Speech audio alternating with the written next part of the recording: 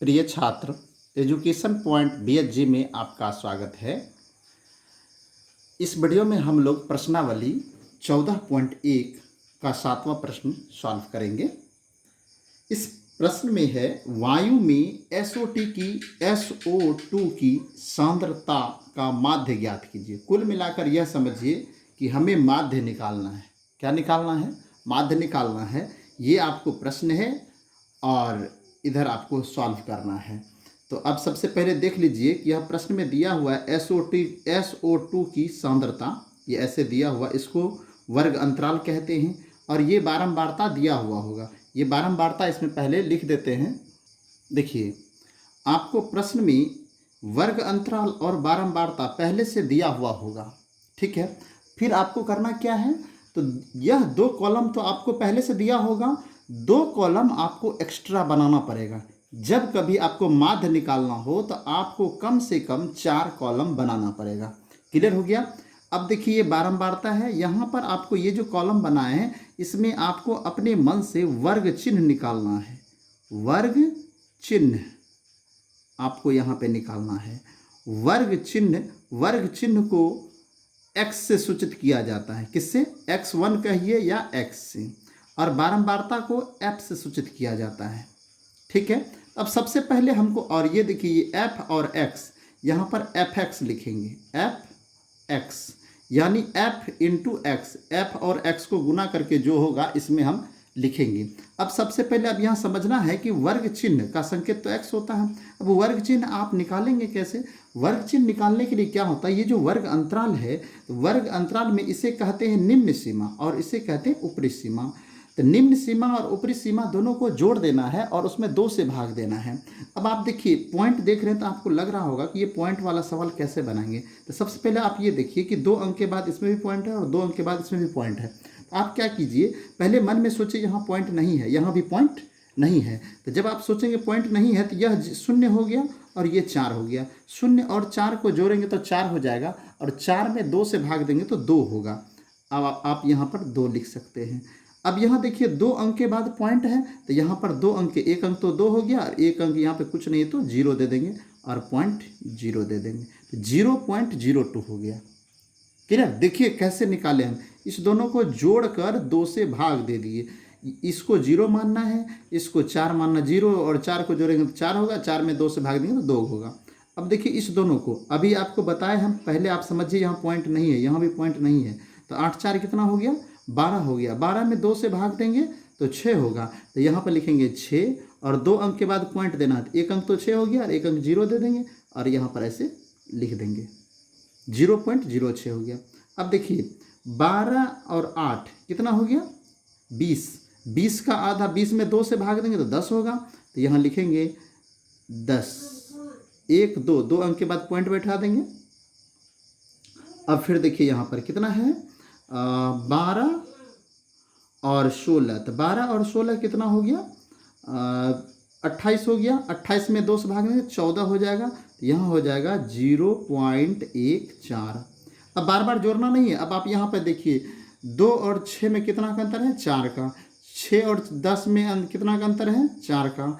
और 10 और 14 में 4 का, इसका मतलब यहाँ भी 4 का अंतर होगा, तो 0.18 हो जाएगा। फिर 18 4 22, 0.22 हो जाएगा। इस प्रकार से आप वर्ग चिन्ह निकाल सकते हैं आसान तरीके से, ठीक है।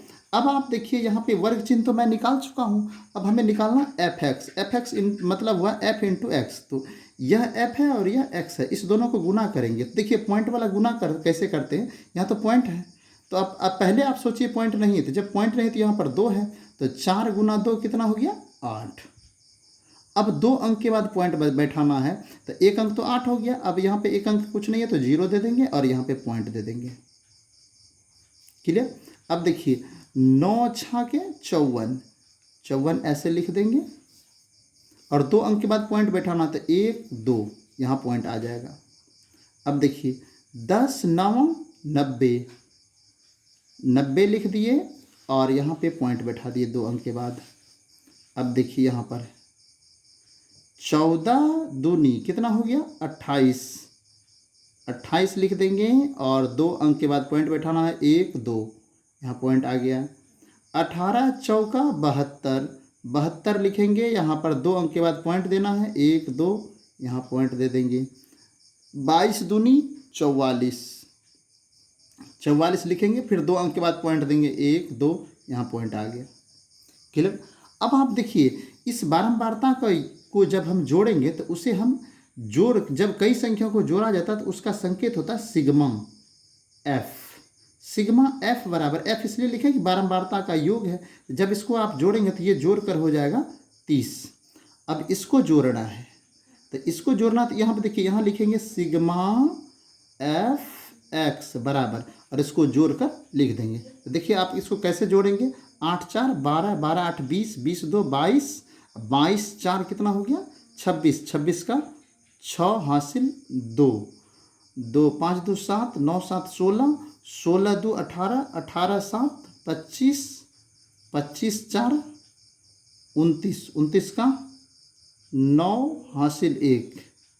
अब यहाँ पर इधर तो कुछ है नहीं तो यहाँ पर 1 लिखेंगे, 2 अंक के बाद पॉइंट दे देंगे, 1 2, 2 अंक के बाद पॉइंट आ गया। क्लियर। एक बार फिर से चेक कर लेते हैं। यहाँ पर जोड़कर 29 हुआ था तो यहाँ पर 2 आएगा, सॉरी मिस्टेक हो गया था, यानी 2.96 आया। सिग्मा एफ एक्स कितना हो गया 2.96। क्लियर। अब आप देखिए यहाँ पे माध्य बराबर सूत्र क्या होता है, सिंपल है। माध्य बराबर सूत्र होता है सिग्मा एफ एक्स बटा सिग्मा एफ। अब यहाँ पर बराबर में लिखेंगे, देखिए सिग्मा एफ एक्स कितना निकला है 2.96 बटा 30। अब आप देखिए इसको कैसे आप हल करेंगे। यहाँ यदि आप पॉइंट ऐसे हटाते हैं तो पॉइंट हटा दीजिए और यहाँ पर 2 0 डाल दीजिए, तो पॉइंट हटाने के बाद 2 0 हो गया, यानी 296 बटा 3000 हो गया।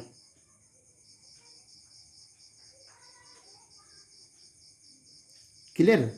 अब इससे इसमें भाग दे दीजिए तो पॉइंट में जो निकलेगा वो निकाल सकते हैं आप। भाग देकर देख लीजिए कितना होता है, चेक। इसमें जब आप भाग देंगे तो आएगा 0.098। ठीक है। तो आप इसको, और भी शेष बचता है तो इसलिए यहाँ पे 6 भी आता है और आता रहता है, तो इसको आप ऐसा लिख सकते हैं 0.099। इसको 1 बढ़ाकर लिख सकते हैं क्योंकि यहाँ और भी आ ही रहा है, इसलिए यहाँ पे 1 बढ़ाकर लिख देंगे तो यही माध्य हो गया, यही आंसर हो गया। तो आप 1 2 बार इसे बनाइए, 1 2 बार बनाएंगे तभी आपको समझ में आएगा। और हमारा ये वीडियो कैसा लगा आप हमें कमेंट में ज़रूर बताइएगा। हमारे वीडियो को लाइक कीजिए और हमारे वीडियो को अपने दोस्तों में अधिक से अधिक शेयर कीजिए। वीडियो देखने के लिए धन्यवाद।